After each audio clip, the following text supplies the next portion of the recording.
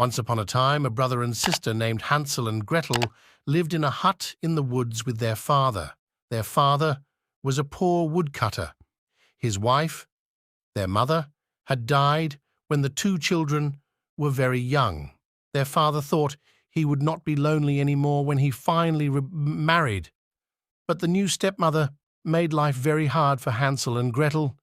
The children were not allowed to eat until after the stepmother had taken everything she wanted off the plates.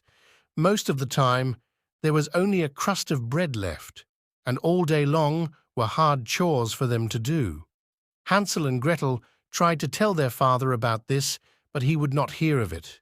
It seemed the only one he would listen to was his wife, and all the stepmother talked about was how much trouble it was to have children in the hut, and how much she wished they would go away forever.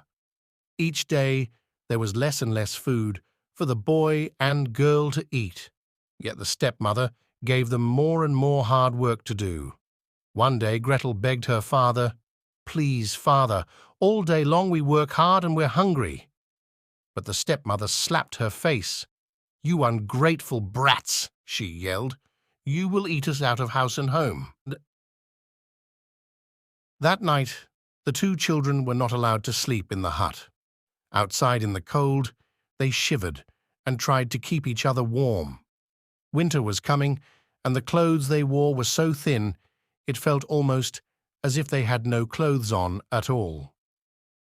The next morning, when the sun rose, Gretel turned to her little brother. "Hansel," she said, "we cannot stay here.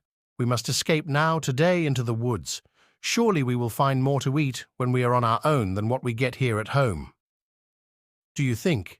said Hansel. "But what if we get lost?" "We won't," said Gretel. "I will take bread. We will drop breadcrumbs behind us. If we have to, we can follow the crumbs back home." And so the two of them went off into the woods and left their hard life behind. They went deeper and deeper into the woods. Gretel was careful to drop one crumb, and then after a bit, another. But alas, they looked and looked for any sign of something to eat, an apple tree, pear tree, some nuts on the ground, or even dried up berries. There was nothing to eat. They got hungrier and hungrier. At last, poor Hansel and Gretel knew they must return to their hut, or they would surely starve. They would just need to find the breadcrumbs, and that would lead them home. Yet when they looked for breadcrumbs, there were none to be found. All the breadcrumbs were gone. A bird whooshed up into the air, and in its beak was a large crumb. Hansel and Gretel were struck with grief. The birds must have taken all their breadcrumbs. A wolf howled in the distance. The sun was setting. Hansel and Gretel were lost and hungry. Now they were scared too. "Gretel," whispered Hansel in fear, "what will we do?" She did not know what to say. All she could do was to hug her little brother. Each minute it was getting darker and darker. Again, a wolf howled in the distance. All of a sudden, Gretel saw a small light shining far away. Could it be someone's hut this deep in the woods? "We must find out," cried Gretel. "Maybe whoever lives there is kind and will take us in." The two children sped as fast as they could to the light. When they got closer, they could not believe their eyes. If you can imagine from top to bottom, the hut was made all of candy, from its gingerbread roof, with frosting all over the walls, and with candies tucked into the frosting. What a sight to see! "Gretel!" Hansel cried out, before Gretel could say, "I bet it will be okay if we have just a little taste." Both of them were already biting off small chunks and licking the sweet candy. A sharp voice. "Who is nibbling on my house?" Hansel and Gretel spun around. "An old witch." Stunned, Gretel could only curtsy. "If you please, ma'am," she said as sweetly as she could. "There was so much candy on your house, and we are so hungry." "You have that right, my house," snapped the witch. Her voice dropped. "Well then, said the witch in a gentler tone. "Come inside. I'll get something for you to eat." Hansel and Gretel looked at each other in delight. They skipped into the witch's hut, a fine meal of soup and bread. As they licked the last crust of bread and looked around the hut, what the brother and sister saw made their hearts turn cold. Piles and piles of bones in the corners. Yet the two children were very tired, and so they slept.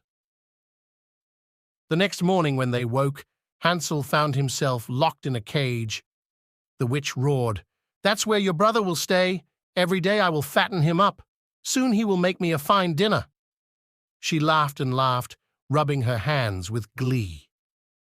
"Till then," she said sharply to Gretel, "you will work for me." Indeed, Hansel was well fed, and Gretel worked hard all day doing chores for the witch. Each morning, the witch said to the boy, "Show me your finger. I will feel how plump you are getting." For the old witch could not see well. Hansel held out his finger as he was told. The witch smiled when she felt how plump he was getting. "Gretel," Hansel whispered in fear, "what are we to do? Soon I will be plump enough, and the witch will want to eat me." His sister wished she had a plan, but could not think of anything.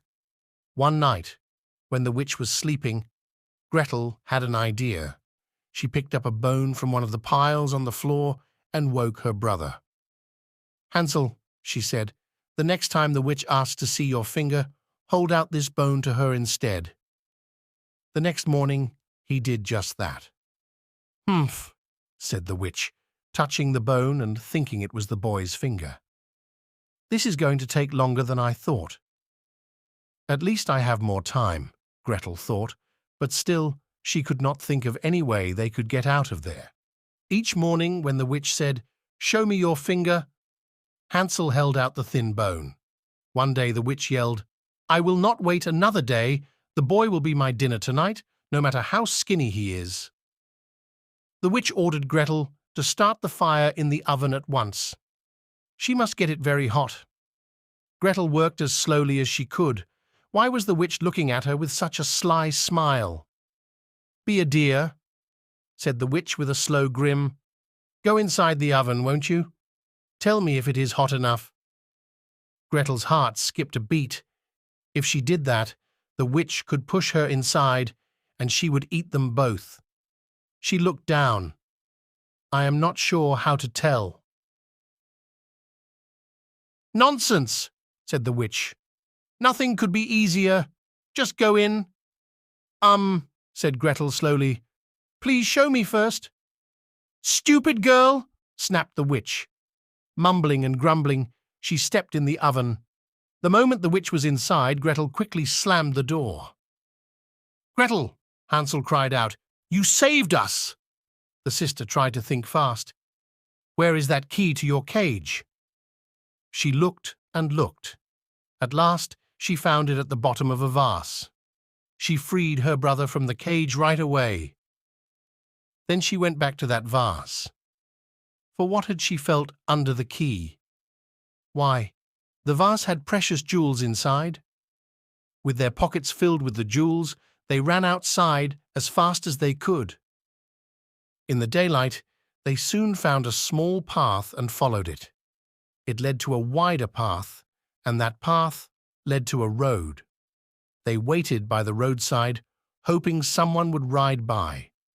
When a horseman trotted up, Hansel and Gretel waved their hands.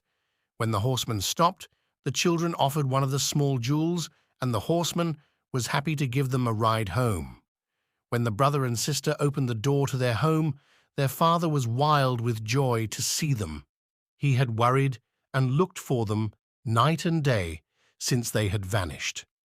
They learned their stepmother died very soon after they left. For many years to come, Hansel and Gretel lived very happily with their father in the hut in the woods.